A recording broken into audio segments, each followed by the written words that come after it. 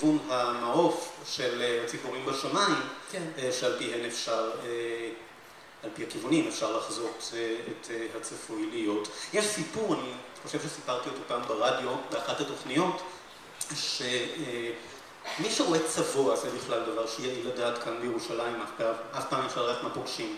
מי שפוגש צבוע ברחוב, ורוצה לדעת את העתיד. מה שהוא צריך לעשות זה כך או אחרת, לבוא בדין ודברים עם הצבוע, לשלוף לו את האישון מתוך שמורת העין, להחזיק את האישון, להסתכל בו, להניח אותו על לשונו, לא של הצבוע. להניח את האישון של הצבוע על הלשון. כן, ברחוב ירושלים, על הלשון, על הלשון, ואז אפשר להתנבא.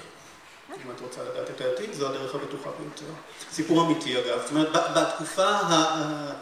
בתקופה העתיקה באמת האמינו שכך אפשר לחזות עתיד, זה הייתה אחת האמונות, ולא מהצבועים שילמו בחייהם על זה. ויש אבל סיכוי לראות עתיד מתוק או נעים כשמונח לך אישון של צבוע על הלשון? זאת אומרת, איך זה עובר? שזה מוביל למסקנות מאוד קודרות, אני מניחה. אבל בוא נדבר קצת על דוגמאות משונות לחיזוי העתיד. יש הדוגמה הכי הקלאסית שזה כדור בדולח. שזה נקרא קריסטלומנסיה, אם מישהו רוצה דווקא לדעת את השם הרשמי.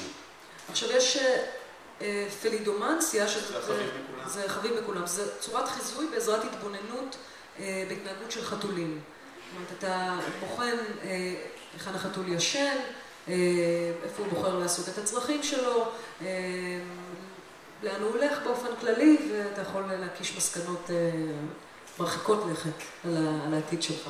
אחרי זה יש דבר שנקרא הלומנסיה, שזו שיטת חיזוי באמצעות מלח. כלומר, מחזיקים נניח מלחייה ביד, זורים את המלח, מתבוננים בצורות שנוצרות מהגבישים, ולפי זה יודעים... שזה בעצם קצת כמו קפה, זאת אומרת... מלח.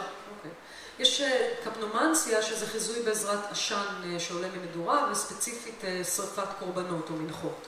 אז בפעם הבאה שאתם מעלים קורבן, תקפידו להביט בעשן. כולנו מכירים את הכירולוגיה כמובן, קריאה בכף יד, אבל מתברר שיש גם דבר שנקרא קרטופדיה, שזו קריאה בכף הרגל. נחמד. אני לא אכפת לי שיקראו לי בכף הרגל אם זה תוך כדי מסאז', זאת אומרת, שעיסוי יהיה מעורב בזה. הרעיון שהפדיקוריסטית שלך תהיה גם קרטופדית. גם קרטופדית, אם אפשר. יש אלוהים, זה שם, זה אחד הקשים. קטופטרומנסיה. קטופטרומנסיה. שזו צורת חיזוי בעזרת מראת קסם. במקור התבוננו בהשתקפות הירח במראה. הרומאים עסקו בחיזוי הזה, ומעניין שקראו לזה ספקולרי, ומשם אני מניחה המילה ספקולציה. יש עוד עשרות, זאת אומרת, זה מסתכם יש גם את העניין של המטוטלת כמובן. אנשים עסקו בזה בצורה... חולנית ממש. חולנית, ממש.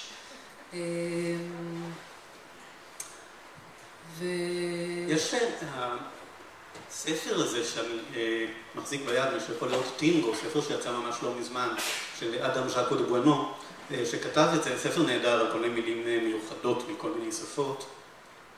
ופה מצאתי כמה דברים שפשוט אמרו לי להשתאות מוחלטת.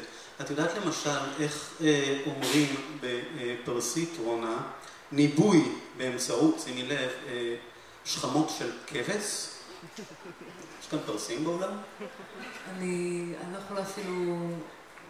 אני אעזור לך. אני לא יודעת. אני כבר אומר שאני אעזור לך. זה, אני מתנצל, לא נפתח. אוסטוחואן טרשי. זה עובד? אוסטוחואן טרשי, מישהו כאן יודע? ומה, זאת אומרת, השכמות של כבש שמונחות על צלחת, או לא בזמן שהכבש מסתובב בחופשי? בואי נגיד שהיא נלמד מהלקח של הצבוע מקודם, הכבש הזה לא גמר טוב. הבנתי. אחר כך, בהוואי למשל, אם את רואה ידעוני שקורא בעננים, את מיד קוראת לו קילו לני. קילו לנו? קילו לני. קילו לני. והוא יודע שאת דיברת אליו. הבנתי. יפה. אחר כך, טוב, יש למשל בלטינית הרוספקס, שזה יותר מוכר, זה כהן שקורא את העתיד באמצעות מעיים של חיות. אוקיי. זאת אומרת, מה, התפתלות המעיים, הצורה מאוד מסוימת, אוקיי. אני הייתי מאוד רוצה להיות נוכחת באיזה סצנה כזו של חיזוי. זאת אומרת, מעניין אותי מה אתה יכול להגיד לאדם ולהתבונן במעיים של חיה. וכבר הזכרנו את הקריאה באמצעות מעוף הציפורים, אז בערבית מתברר שקוראים לזה עייף. פשוט ככה. טוב, יש עוד כהנה וכהנה, בכל מקרה זה מבחר קטן מהספר הזה, טינגו. אם יש משורר שמזוהה עם העתיד יותר מכל אחד אחר בשירה העברית המודרנית, אז באופן טבעי, כמעט זהו דוד אבידן. ויש שיר שהוא כתב, ובו הוא מספר, אבידן, ככה כבר ממש מהשירים המאוחרים מתוך תשדורת מלוויין ריגול, הוא מספר איך הוא מתעורר בעתיד. הוא אומר ככה: ועכשיו אבידן דוד גוזר על עצמו שכחה, ונזכר לעצמו מחדש בעוד 2000 שנה, ועולה מן המוות חלש, בעיניים דבוקות משינה, ושותה מים שקופים, ונושם צי חלל רחוק, ורואה חיים יפים וחשופים, חיים ללא סדר וחוק. ואז הוא מחליף איתם מילים אחדות בשפתם. אותו דוד אבידן